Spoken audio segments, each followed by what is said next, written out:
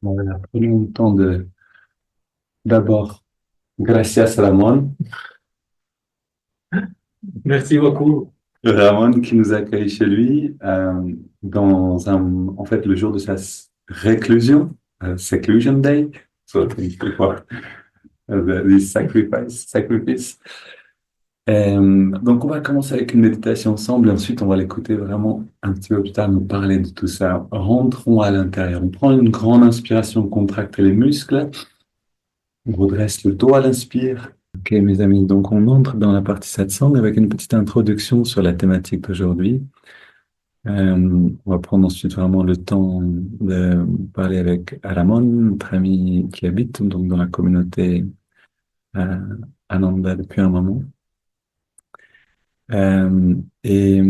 Voilà, c'est quelques mots aussi, donc je vais parler en français puisqu'on attend, on n'était pas sûr de combien d'anglophones seraient avec nous, mais en fait, on peut ici, on est entre nous. On a en fait oublié, je pense, de faire de la pub sur le groupe WhatsApp européen, sinon ça aurait attiré peut-être plus de personnes qui parlent anglais. Mais donc, on va en profiter, je vous parle en anglais. Je sais que, donc, beaucoup d'entre vous sont dans le cours, le chemin vers le Kriya et sont déjà relativement proches de l'initiation. Donc, pour ceux qui ne connaissent pas, le chemin vers le Kriya, c'est un cours que Swami Kriyananda a défini avec l'aide de Swami Jyotish euh, pour donner étape par étape cette, ces enseignements qui amènent jusqu'à l'initiation elle-même. Maintenant, à l'origine, le Kriya Yoga était donné à un petit nombre de personnes, des personnes qui avaient accepté de se retirer complètement du monde et de faire certains vœux pour se plier en fait à une ligne de conduite assez stricte.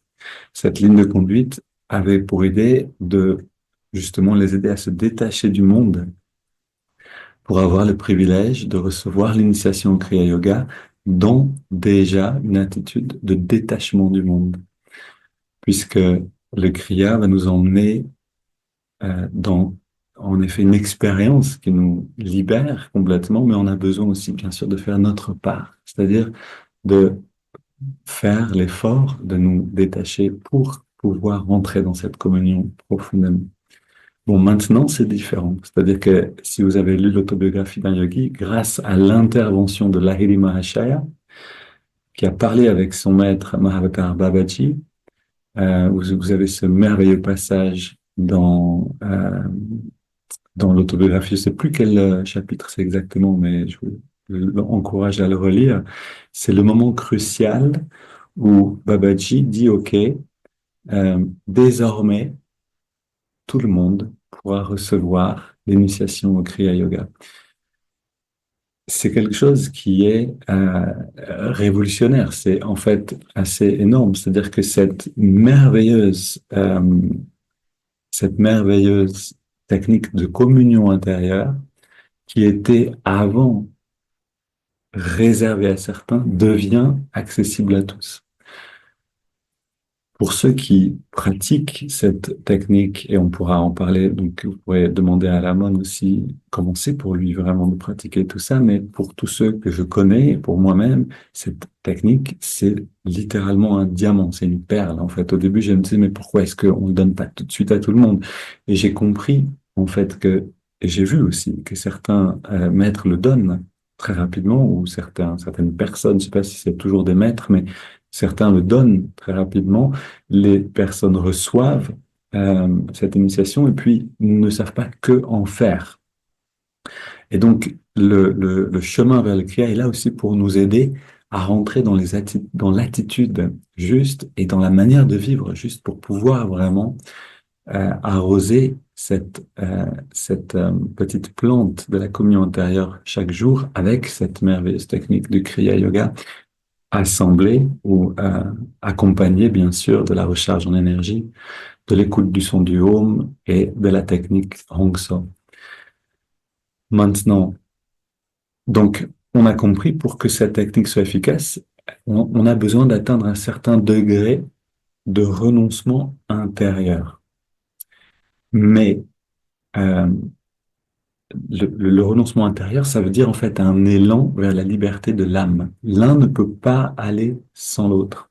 Un renoncement extérieur sans ressentir de plus en plus la paix intérieure qui vient du contact avec l'âme va amener à un renoncement frustrant, stérile, que connaissent certains monastères. En fait, à un moment, j'ai voyagé enfin, j'étais pas sûr dans quelle direction aller. J'ai fait des retraites dans différents monastères et j'ai vu en effet qu'une règle de conduite, si elle n'est pas accompagnée par l'expérience de la communion intérieure, peut devenir une sorte de but en soi, mais c'est en fait un des pièges de la spiritualité. C'est-à-dire que ça rigidifie. Et il faut faire ainsi, etc. C'est ce qu'on connaît avec l'histoire de la chrétienté, c'est-à-dire basée sur une règle de conduite judaïque qui permet à la graine de l'amour de germer et de donner cet arbre gigantesque qui peut porter des fruits pour tout le monde. Donc, on a en effet cette nécessité de littéralement grandir en béatitude, c'est-à-dire de rentrer un petit peu plus chaque jour dans l'expérience du bien-être qui dépasse tout ce qu'on pourra atteindre dans le monde. Et c'est cette expérience qu'on va répéter chaque jour. Et au début, on n'en est pas là, je suis d'accord. Au début, on est simplement à s'asseoir et à avoir la discipline de s'asseoir, même si on ne sent pas forcément ce grand bien-être là. Mais on a cette discipline. Et cette discipline-là remplace les vœux de renoncement qui étaient nécessaires avant pour pouvoir recevoir l'initiation. Donc, il y a en effet un prix à payer. Il y a quelque chose d'un effort personnel à donner pour pouvoir recevoir ce grand cadeau. Mais cet effort personnel, et particulièrement avec le quatrième module, avec la technique du son du home, avec le Navi Kriya, différentes techniques qu'on apprend ici, on va ressentir de plus en plus de choses et naturellement, on va aller dans cette expérience de la béatitude. Petit à petit, ça vient d'un bien-être, d'une paix intérieure. Au début, c'est simplement que quand on médite pas, on se sent plus agité et que ça nous manque. Ok, maintenant, et pour en venir vraiment au sujet, et pourquoi est-ce qu'on est aujourd'hui avec Ramon, c'est que le, donc, certains d'entre vous ont posé cette question, mais moi, j'arrive pas encore à méditer 1 heure et demie par jour. 45 minutes le matin, 45 minutes le soir, ou alors 1 heure le matin, une demi-heure le soir. C'est difficile. Et en fait, ici, on a un endroit, on est à une étape, un passage qui est vraiment important et qu'on a beaucoup traverse comme une véritable épreuve. Le monde est habité par une force puissante, un aimant littéralement qui nous attire à lui par le biais des 5 sens. Cette force, on l'appelle Satan dans la tradition chrétienne, on l'appelle Maya dans la tradition yogique. Et si cette force n'existait pas, on se serait déjà détourné il y a bien longtemps du monde, parce qu'on aurait compris que c'est ailleurs, on va trouver le bonheur, que ça fonctionne pas. Mais non, cette force est là et on sait que ces choses ne vont pas nous amener une totale satisfaction et malgré tout, on est attiré vers ces choses encore et encore, comme hypnotisé. Et donc, si vous voulez, le moment où on arrive à voilà, on arrive à au quatrième module. On est proche de l'initiation. On nous demande maintenant, pendant 1 mois au moins avant l'initiation, ouais, donc le temps arrive maintenant, de méditer 1 heure et demie par jour. Et là, on est face à nos limites, c'est-à-dire face à cette force, face à nos habitudes, face à cette force d'attraction et notre détermination de nous détacher pour avancer dans l'art de la communion intérieure. Et avant un grand cadeau, c'est-à-dire avant, ça c'est une loi en fait de la vie, avant d'arriver dans quelque chose de merveilleux, de riche, de lumineux, euh, on va traverser un moment de sécheresse. Ok? Avant de donner son ministère, Jésus est allé passer 40 jours dans le désert pour cette purification et pour pouvoir ensuite rentrer dans sa vocation réellement, dans ce qu'il devait faire. Mais ça nous arrive à tous. C'est-à-dire, avant de pouvoir rentrer vraiment dans cette richesse-là, on va traverser un moment de difficulté. Et alors, quel est le rôle ici de la communauté, puisqu'on est vraiment ici dans le bain de cette communauté assise, mais vous êtes maintenant dans ce bain par la communauté virtuelle également. Justement, le but de cette communauté, c'est de nous aider à traverser ces moments difficiles qui, pour une personne seule sur le chemin spirituel, sont littéralement insurmontables. C'est-à-dire que la communauté est là pour nous aider à faire un pas en avant que seul, on pourrait difficilement même envisager, à moins qu'on l'ait déjà fait dans des vies antérieures encore et encore, et du coup ça devient naturel. Mais sinon, ça va vraiment être quelque chose de très difficile. Et même avec un passé, avec des vies, des incarnations déterminées dans cette direction, on risque de rester devant un mur, c'est-à-dire sans savoir que faire. Donc la communauté virtuelle, la communauté, qu'elle soit virtuelle ou en personne, est extrêmement importante ici. Euh, je sais que certains ont des questions précises concernant l'initiation Kriya et je voudrais prendre le temps d'y répondre plus en détail. On va organiser une réunion pour ça. Donc pour ceux qui sont dans le 4e module et qui veulent discuter de différentes choses.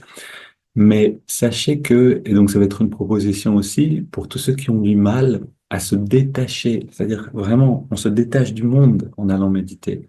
Et on se détache du monde en pratiquant la méditation. C'est le même processus. Et donc, pour ceux qui ont du mal à se détacher suffisamment encore, à organiser un temps dans leur journée, 2 temps de 45 minutes ou un temps d'1 heure, un temps de 30 minutes, on peut organiser ensemble ces moments avec la communauté, 2 fois 45 minutes dans la journée, pendant au moins un certain temps pour vous accompagner, vous aider, et ensuite que vous appreniez à le faire seul, et ensuite arriver jusqu'à l'initiation au Kriya. Ensuite, c'est une autre histoire. Une fois que vous avez le Kriya, les choses peuvent changer et vous entrez dans une expérience qui fait que le temps de méditation, de toute façon, va changer. Ok, donc c'était la petite introduction. La communauté est une aide formidable. On est ici quand même une petite vingtaine presque. Vous le savez, vous êtes là depuis un moment avec nous et beaucoup d'entre nous, on se voit la plupart du temps en ligne. Maintenant, so I'm going to speak English. Donc je vais parler en anglais. And we'll just hop là, step back. Et donc je vais me mettre en arrière pour avoir un peu plus de place. Ok. Ramon. Ramon, bonjour. So, Bonjour. yeah. Thank you so much Merci welcoming this de today. nous accueillir aujourd'hui. Nous avons réalisé quand nous sommes venus ici avec le groupe, ils étaient avec nous quand nous étions à Nanda Assise il y a 2 semaines, que cela peut être une expérience qui change la vie, d'être dans le bain de la communauté. Donc, beaucoup d'entre eux sont plongés dans ce bain et ont été avec nous pendant 1 semaine ici. Mais beaucoup aussi, certains d'entre nous ne sont pas venus et ne connaissent pas cette communauté. Donc, comme tu as mentionné avant, tu as commencé en Espagne dans la communauté virtuelle et ensuite tu as décidé de venir ici. Est-ce que tu peux nous raconter un peu le chemin qui t'a porté jusqu'ici et pourquoi tu as décidé de faire comme ça? Donc ici à la communauté physique ou ici à Nanda en général? Je dirais sur le chemin et aussi à la communauté ici assise. Eh bien, je cherchais quelque chose d'autre dans la vie, dans le monde. Comme tous, je cherchais la joie et je ne le trouvais pas. Je voyageais un peu, j'étais en Inde et j'étais émerveillée par la culture du yoga, la culture spirituelle qu'ils ont là-bas. L'environnement, c'est pour ça qu'on parle ici de communauté, d'être entouré de personnes qui vivent avec des émotions. Pour moi, je n'étais pas habituée à ça. Et ensuite, je suis venue ici, en Espagne. J'ai commencé à étudier le yoga, le hatha yoga et les postures de yoga. Ensuite, j'ai trouvé l'autobiographie d'un yogi. Donc la première fois que j'ai trouvé cela, j'ai dit non, je veux juste les techniques. Je voulais apprendre le yoga, pas sur une personne. Ou je voulais apprendre sur une personne qui faisait ça. Donc j'avais la mentalité, ici je pense en Occident, nous ne sommes pas habitués à la relation gourou-disciple. Nous sommes plus habitués aux bouquins et aux cours et aux formations, pas le contact entre la personne qui transmet le darshan et nous. Mais je ne sais pas, je pense que j'ai fait quelques recherches sur Internet. Ensuite, je suis retournée à la bibliothèque et j'ai lu l'autobiographie d'un yogi. Je l'ai lu pendant un été. C'était une expérience très belle. Mais tout s'est arrêté pendant un an. J'ai continué à faire d'autres méditations. Vipassana. Et après cette année, j'ai dit non, j'ai besoin de quelque chose. Je me rappelais d'Yogananda. Il est venu très fortement dans ma tête et je me suis dit, il faut que je suive ce qu'il y a dans le monde par rapport à Yogananda. Tout ce que tu pouvais trouver dans le monde par rapport à lui. Et donc, j'ai commencé à chercher, j'ai trouvé quelques formations d'Ananda sur Internet. Donc j'ai commencé et ça c'était le début de mon chemin avec Yogananda. Donc pendant 2 ans et demi, j'ai fait tous les cours en ligne sans connexion physique. J'ai fait tout cela parce que à l'endroit où je vivais, j'étais isolée. C'était vraiment une île. J'habitais sur une île. Où est-ce que tu vivais? J'habitais à Ibiza. Et donc, tu étais avec Ananda Village en ligne ou... Oui, j'étais avec le village, mais en espagnol. Donc, Ananda Village. Donc, Janavi et moi, nous aussi, nous avons fait la formation avec eux. Ils le font pour l'Espagne et l'Amérique du Sud, tout ce qui est hispanophone. Et donc j'ai commencé à faire ça avec eux. J'ai tout fait, tout ce que je pouvais trouver, toutes les formations. Je voulais devenir un enseignant de yoga et de méditation. Donc j'ai fait des cours pour cela et la formation d'Ananda Yoga pour amener Ananda dans le monde de la manière qui pourrait être possible. Ça, c'était mon aspiration la plus élevée à ce moment-là, de partager les enseignements de Yogananda aux autres, même si tu n'avais pas été en communauté déjà. Pardon? Tu n'étais pas encore en communauté. Non, mais tu voulais partager les enseignements. Ah, ça, c'est intéressant. Oui, parce que j'étais dans une relation.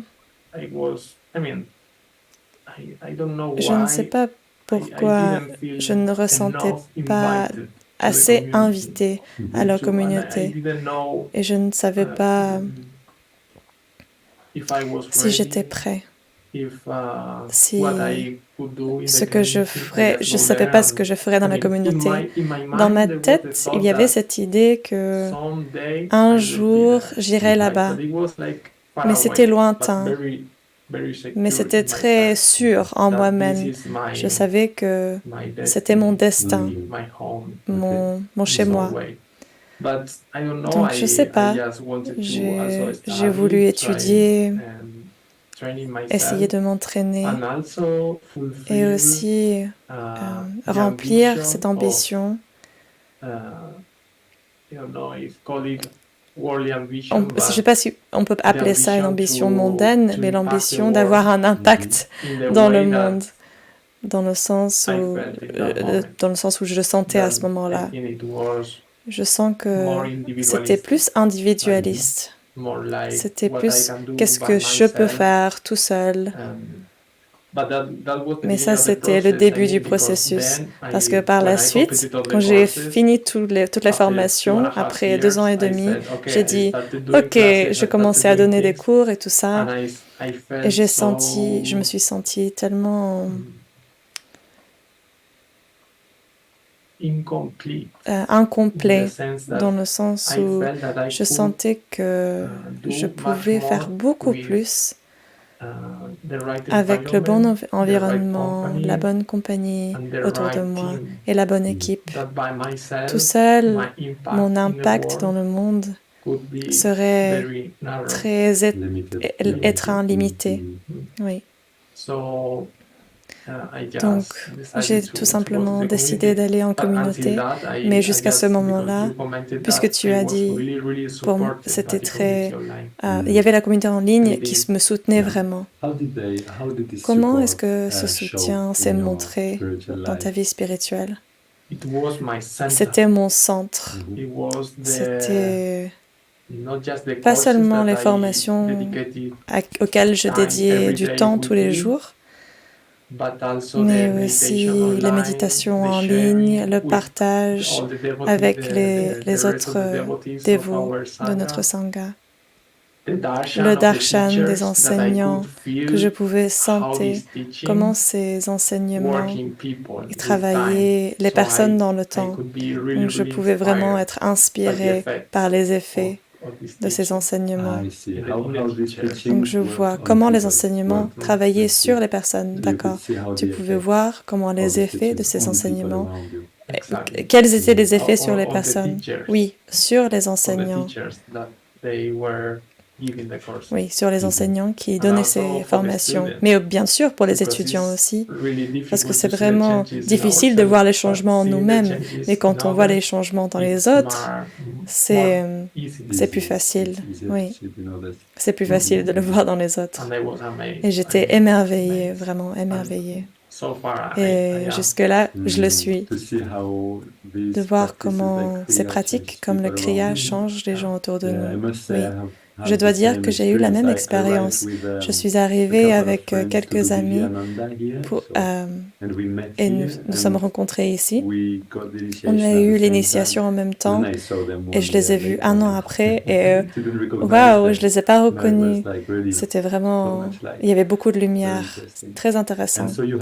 Et donc tu as eu ce soutien et tu as dit, c'était mon centre. C'est-à-dire que tu méditais avec eux régulièrement? Oui, à la semaine, au moins, hebdomadaire, de manière hebdomadaire. Et tu sais, j'avais mon travail, j'avais ma famille, j'avais mes relations. Mais le centre, c'était ma communauté en ligne, ma Sangha.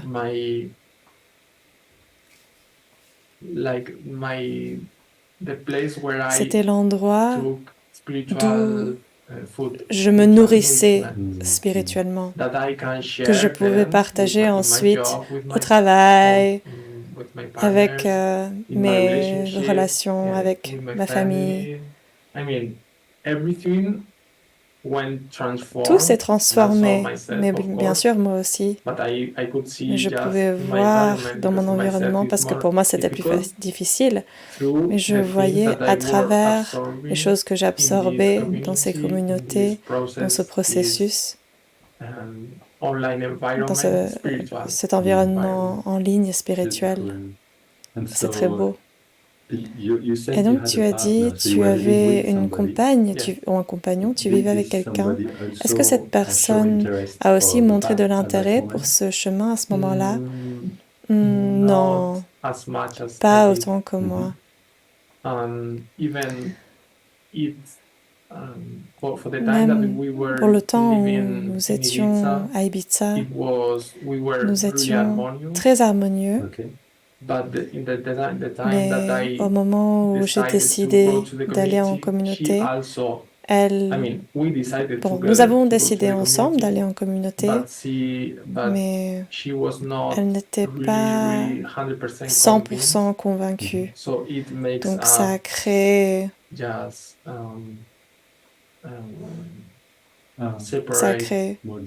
la distance. jusqu'à ce que nos intérêts étaient tellement différents que nous avons rompu la relation. Ok. Tu as mentionné ta famille.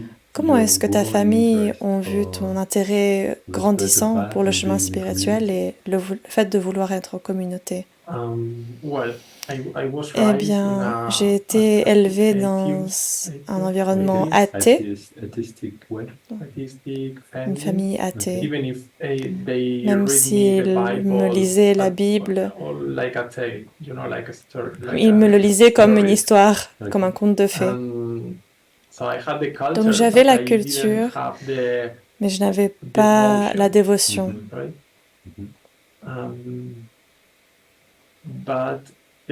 Mais la chose, c'est que dans ma vie était très, aux yeux de mes parents, c'était pas une belle vie pour moi. Ils n'étaient pas si contents, tes parents, que tu allais sur ce chemin. Oui, parce qu'avant d'aller sur le chemin spirituel, je cherchais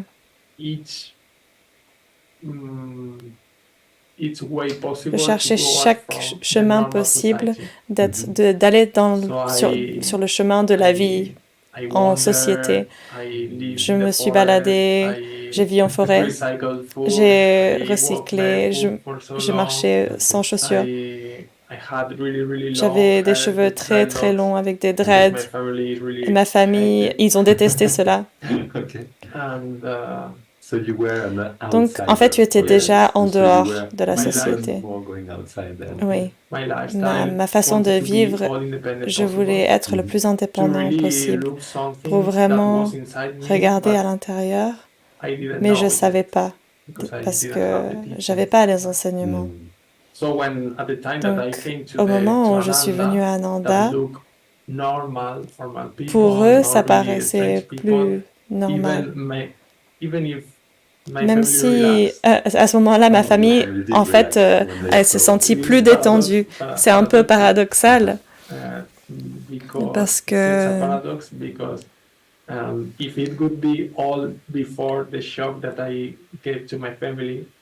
c'est comme si c'était déjà un choc pour eux.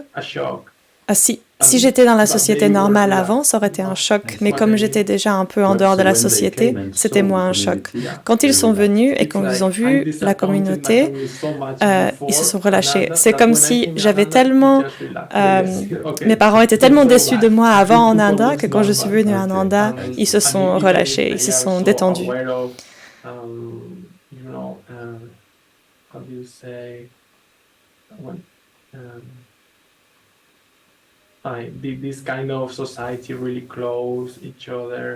Donc,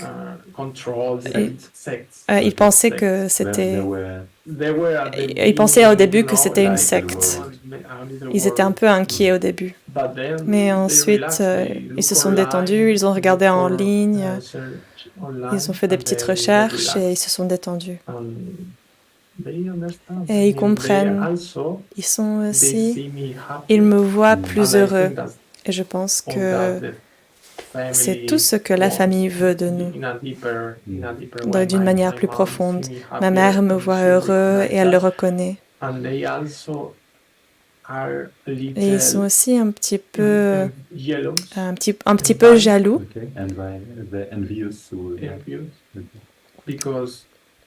Parce que ma mère m'a toujours dit, je veux croire en Dieu, mais je ne peux pas.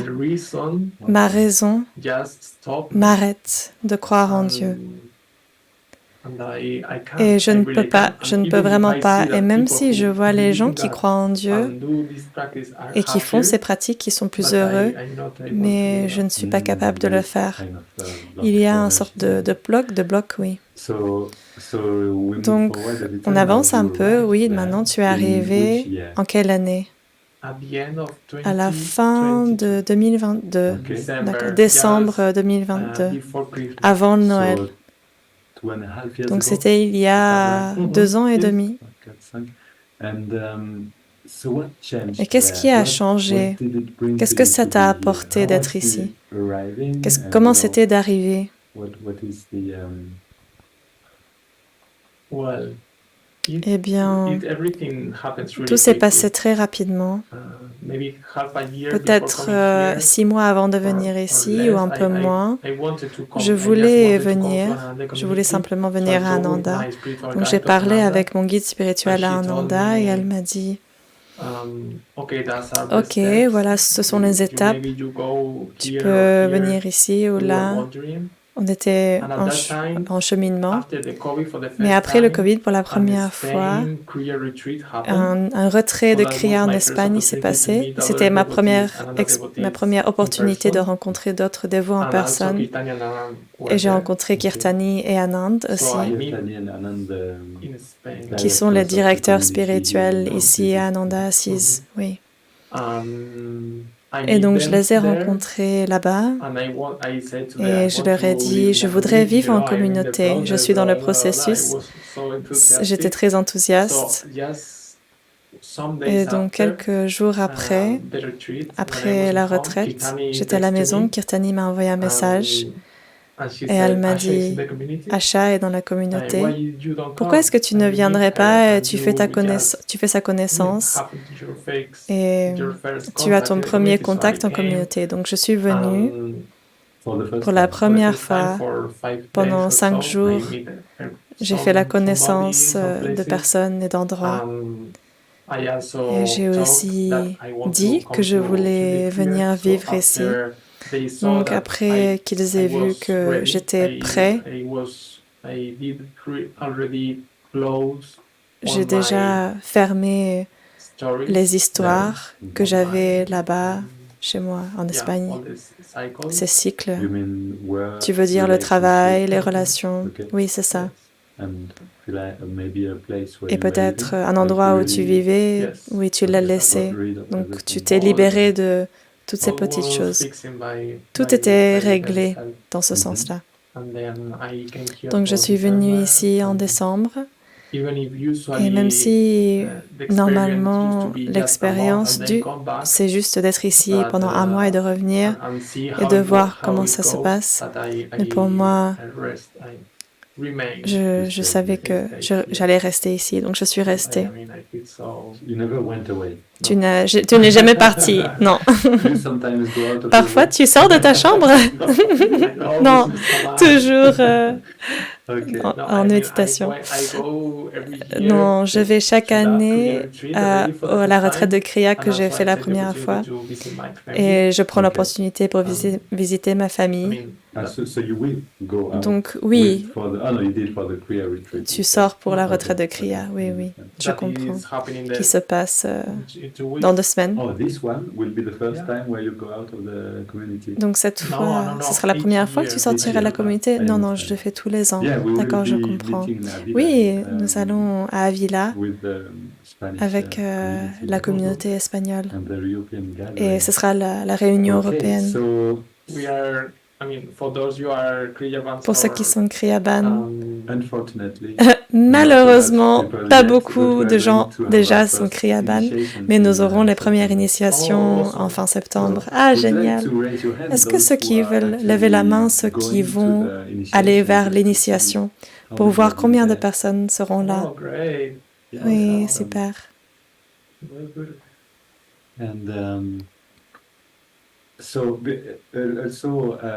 Et donc, je voudrais aussi dire aux personnes en ligne que si vous avez des questions qui surgissent, vous pouvez les noter. Vous pouvez aussi les écrire dans le chat pour que nous puissions les voir et Janavi peut les récolter et ensuite les demander. Donc, c'est vraiment un partage informel. On devrait avoir une tasse de thé. Une tasse de thé avec Ramon, c'était notre idée. Donc si vous avez quelque chose, ayez la confiance de partager, de demander. Donc ce que je voudrais te demander, c'est maintenant, tu as dit, ok, comment c'était de venir ici et le processus de venir ici, comment tu devais en fait fermer les choses. Et en fait, ça t'a pris à peu près 2 ans où tu étais sur la communauté en ligne d'abord. Et qu'est-ce que tu as gagné spirituellement en étant ici? Est-ce que tu peux voir qu'est-ce que ça t'a apporté d'être ici pendant 2 ans et demi? Je pense que les sens qui peuvent en fait, j'ai senti que je suis passée d'enseignant, de maître, où je pouvais aider les autres dans mon environnement quand j'étais en dehors de la communauté, quand j'étais à Ibiza. En fait, je suis arrivée à être un disciple. Oui, j'étais déjà un disciple avant. En fait, tu étais un maître et maintenant tu es disciple. Je voulais être un enseignant. Je voulais être un enseignant spirituel. Mais ce que j'ai réalisé, c'est que je pouvais grandir beaucoup plus de ce que, en fait, pour mon évolution spirituelle, je pouvais me focaliser beaucoup plus sur l'apprentissage, ce qui est dans la communauté spirituelle. L'environnement est plus fort que la volonté. Je pouvais vraiment m'approfondir ici. Donc tu es allé dans l'expérience d'apprentissage, oui. Et à partir de là, si Dieu le veut, eh bien, je peux enseigner si c'est ce que je dois faire, si c'est mon dharma. Oui, donc tu as dit, si on le synthétise dans quelques mots, c'est de venir de la position de vouloir enseigner, d'arriver à la position de disciple. J'allais pas dire que j'étais un maître réalisé, mais que j'ai réalisé que je voulais être un soutien pour les autres. Mais je pense que c'est naturel. C'est une belle aspiration. C'est vraiment une aspiration élevée. Je pense que tu travailles en ligne et tu donnes des formations, si j'ai bien compris. Tu travailles, c'est ton travail ici. Je pense aussi le fait d'avoir trouvé Ananda et Yogananda et ses enseignements, ça te donne une position de naturellement pouvoir aider les personnes autour de toi. Et je pense que au-delà de l'ego, il y a un endroit naturel, un rôle naturel. So I think I can understand, and I guess many people can relate to that. I saw there is a question popping here, but I'd like just to experience it.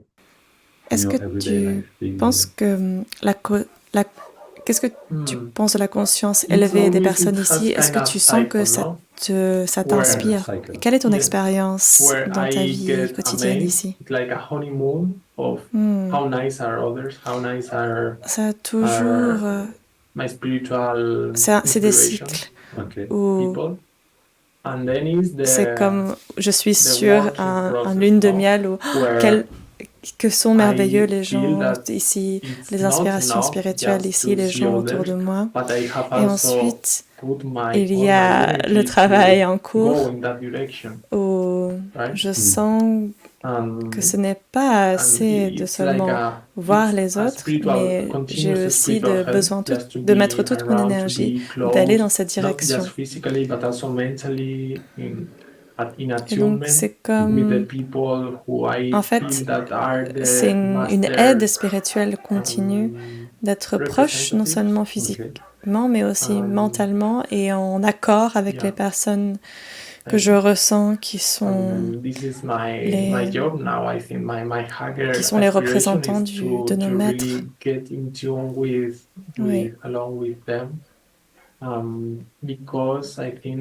Voilà ce que j'essaye de faire maintenant.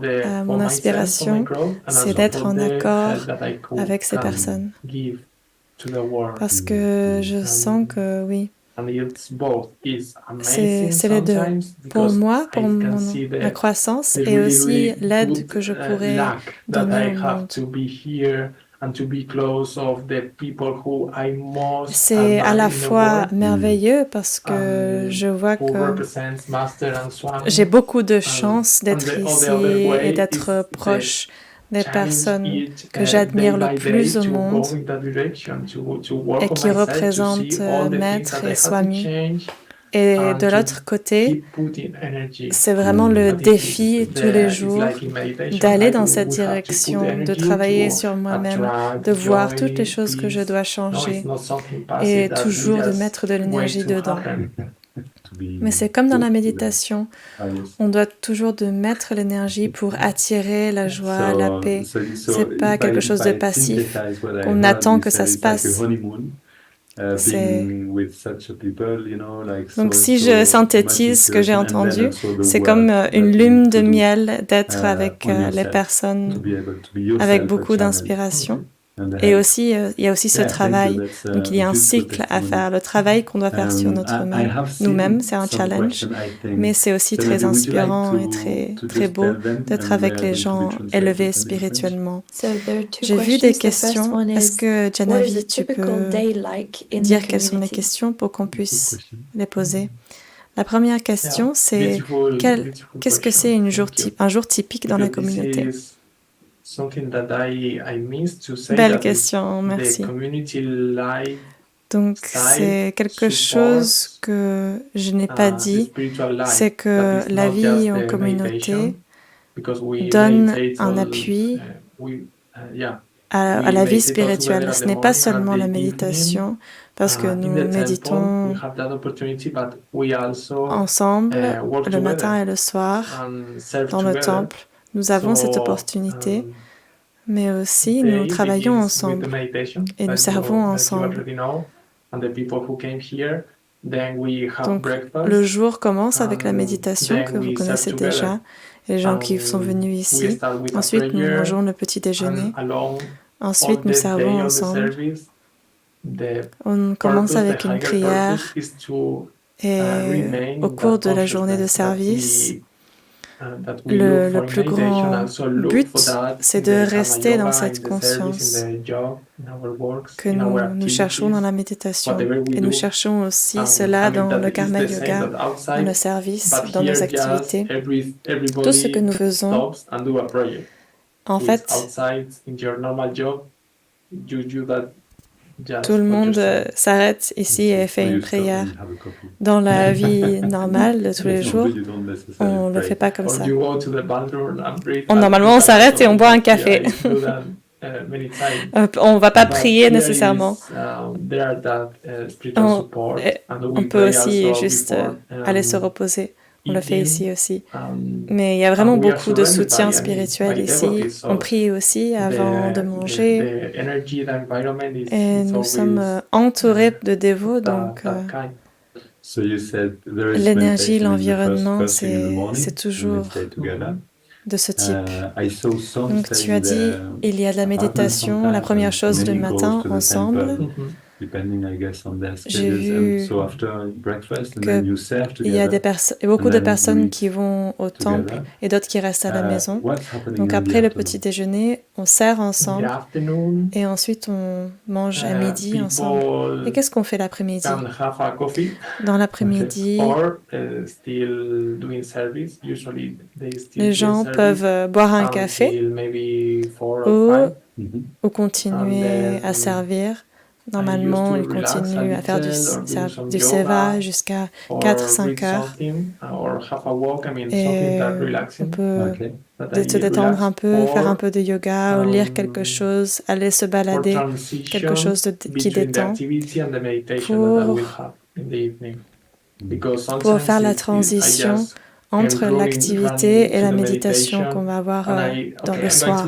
Parce que parfois, on va très rapidement à la méditation et ensuite, ok, je vais essayer de méditer, mais je suis assez tendue, j'ai beaucoup de tension et c'est pas la meilleure chose.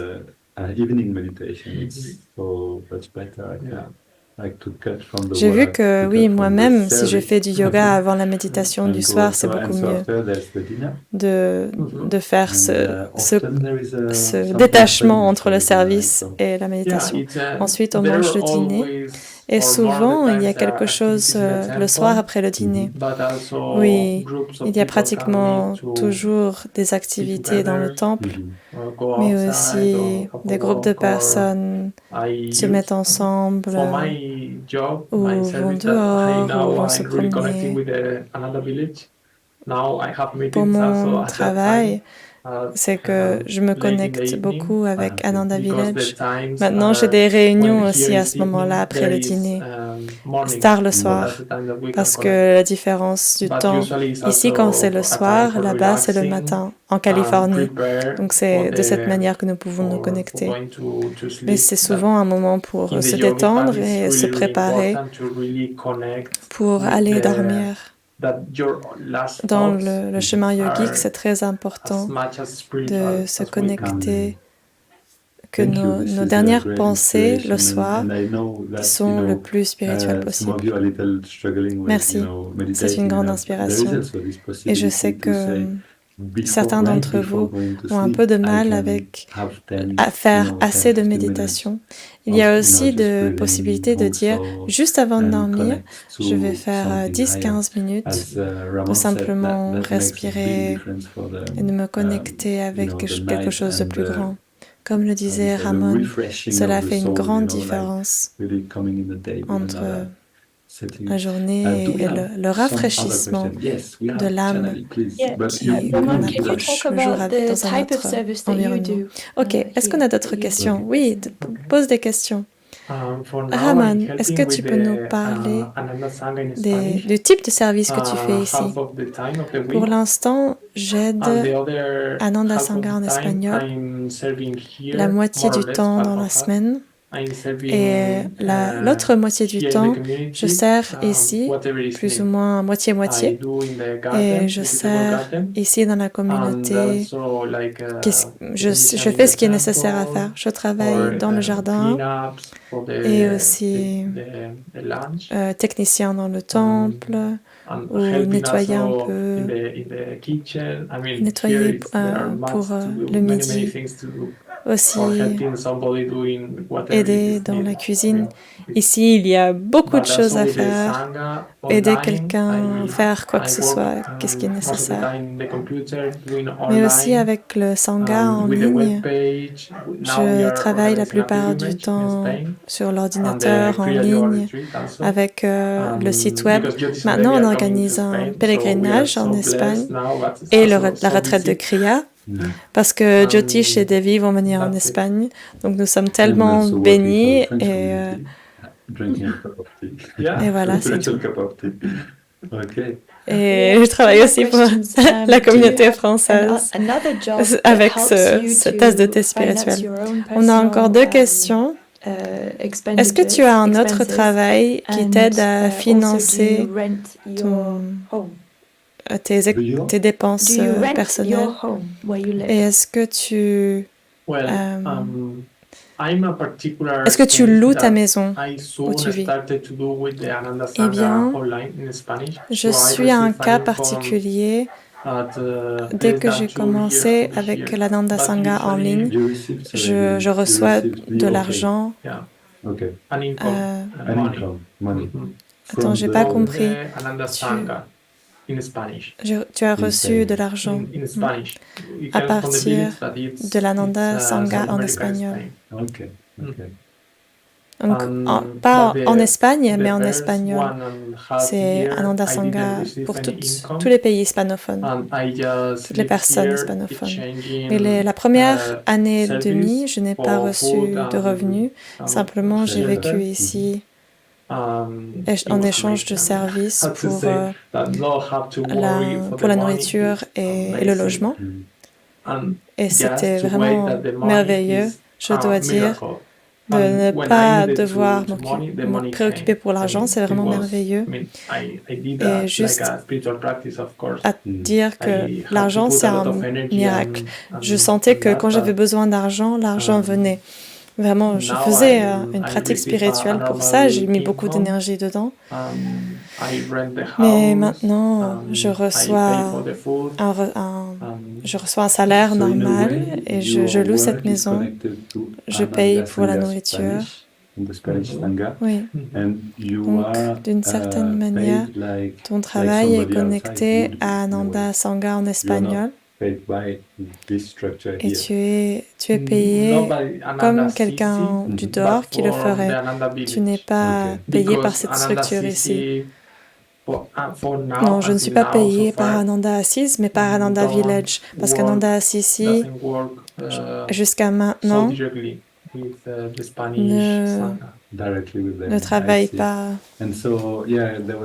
autant de manière digitale comme l'Ananda Sangha en Espagne. Il y avait une question sur la location de cet endroit. Est-ce que tu loues cet endroit? Oui. Donc tu payes. Ah, c'est loué par la communauté. Mais une partie de mon revenu, mon salaire, je l'utilise pour payer cela. D'accord. Intéressant. Est-ce que vous voulez savoir combien d'argent il a sur son compte bancaire? Je rigole. Est-ce qu'il y a d'autres questions?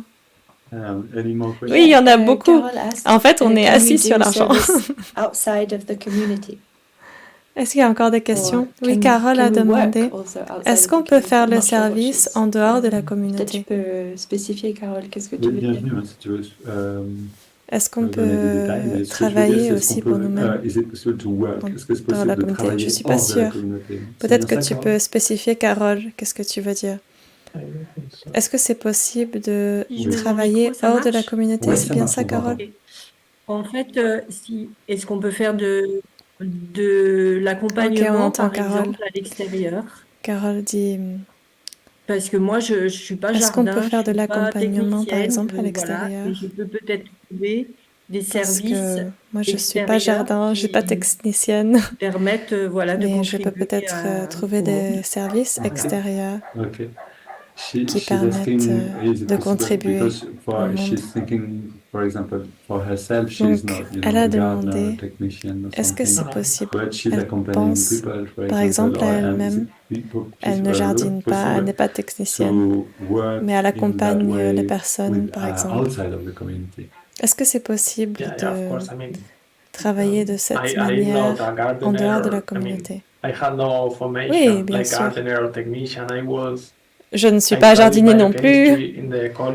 Je n'ai pas de formation en tant que jardinier ni de technicien. J'ai étudié la biochimie à l'université. Je n'ai pas travaillé dans cela. J'ai travaillé en tant que gardien sur la plage. Je ne sais pas comment le dire. Donc, mes habiletés ne sont pas dans cela jusqu'à ce que je vienne ici. J'ai tout appris en étant ici. Et Janavi, elle rigole. Yeah, my life has changed so much, and I think that is something that Master wanted to me, no? Ma vie a tellement changé et c'est quelque chose que le maître voulait pour moi. Il a enlevé les choses que je pensais que j'étais, les choses avec lesquelles je m'identifiais à chaque fois de plus en plus. Donc, mais la question aussi dit que montre que ici, au moins à Assise, il y a tellement de types de vie, de styles de vie dans ce sens, de personnes qui travaillent ici tout le temps à temps plein, des personnes qui font moitié-moitié avec un travail à l'extérieur, quelques personnes qui ont juste des travails extérieurs et qui viennent ici méditer, manger, peut-être servir, qu'ils font ce qu'ils peuvent. Donc il y a vraiment beaucoup de types. Il y a beaucoup de configurations différentes. Okay. Donc il y a en fait beaucoup de possibilités. Il n'y a pas vraiment de règles. Est-ce qu'il y a d'autres questions du groupe?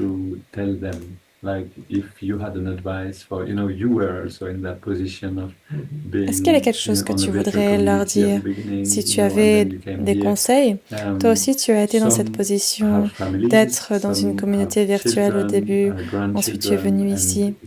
Donc certains ont des familles, certains ont des enfants, des petits-enfants, et peut-être ne vont pas penser à venir ici.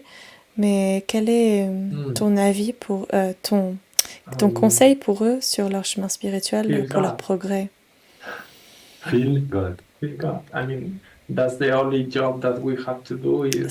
Ressens Dieu. ressent Dieu. C'est le seul travail que nous avons, c'est d'aller au plus profond de notre vie spirituelle possible. Et le gourou, il va s'occuper de notre vie de la manière qu'il le souhaite. Et notre seul travail, c'est de grandir dans cette perception de Dieu. Et bien sûr, pas seulement en communauté, mais aussi nous avons des retraites spirituelles. Donc passer du temps ici, quand vous venez, c'est génial. Mais ce que j'ai senti quand j'étais dans la communauté spirituelle, c'était maître de l'énergie du temps. Dans la spiritualité spirituelle, en ligne, oui, en ligne, c'est ça, oui. Donc, si je pouvais aussi traduire, si je pouvais guider une méditation, si je pouvais apprendre à jouer l'harmonium pour aider avec ça, s'il y avait des événements en France, de mettre toute mon énergie là-dedans, vraiment vouloir servir ce travail de la manière que je peux le faire, où je suis et quand je suis en capacité de le faire, avec mes circonstances, mais aussi avec la joie de ce que je peux faire. Oui. Donc vraiment, servir et tu vas grandir. Oui, c'est beau. Ça, c'est vraiment un beau conseil. Et quel beau temps on a eu ensemble. Je ne peux pas prendre plus de ton temps. C'est déjà 10h30. Waouh! Le temps a volé, est allé très vite. Donc oui, on s'est amusé. Merci beaucoup, Ramon. Merci, Eva, pour la traduction. Je t'ai vu parler tout le temps. J'espère que ton cerveau est toujours frais. Et aussi avec un accent espagnol. Tout se passe bien, oui.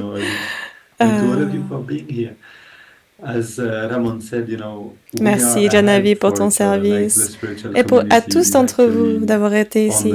Comme l'a dit Ramon, nous nous aidons entre nous. La communauté spirituelle, sur le plan virtuel, est aussi très fort et nous soutient beaucoup. Donc nous allons organiser une rencontre pour parler de comment nous pouvons nous aider entre nous pour ceux qui vont vers le Kriya. Tu veux aller par là, mais tu vois aussi que c'est pas facile de se retirer pour méditer assez. Tout ça, c'est possible quand nous avons la force du groupe et que nous voulons le faire. Nous voulons profiter. Oui, profiter de ces choses ensemble.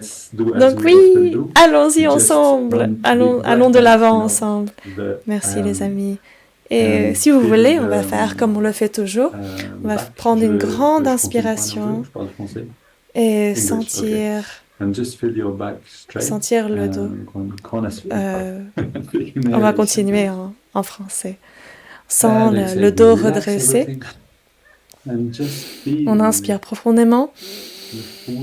Et on expire, on se relâche, on se détend et on ressent ce nourrissement pour l'âme. Et encore une fois, on inspire profondément. On expire, on se détend complètement.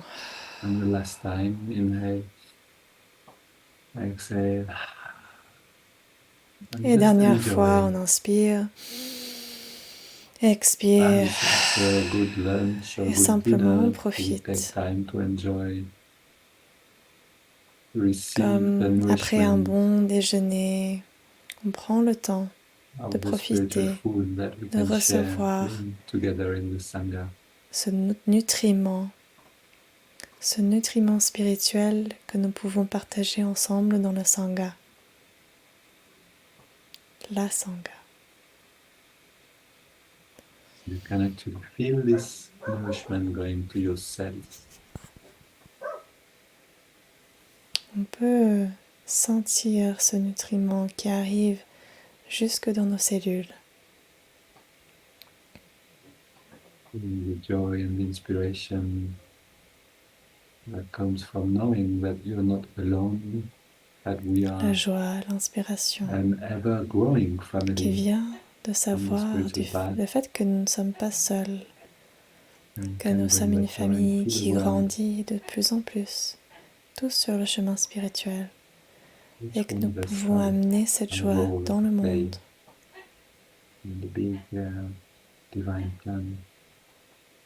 Chacun d'entre nous a son rôle à jouer dans le plan divin. Donc merci encore d'avoir été avec nous. On se rencontre très rapidement. Et sachez que vous avez les méditations guidées tous les jours à 7 heures avec le yogoda, la recharge en énergie. Et je suis aussi ici pour le petit satsang du midi à midi et demi, et que nous avons aussi le satsang du samedi. Et on a seulement un jour dans la semaine où nous ne sommes pas ensemble avant de revoir la communauté. Donc profitez bien de votre week-end et on se voit très vite, les amis.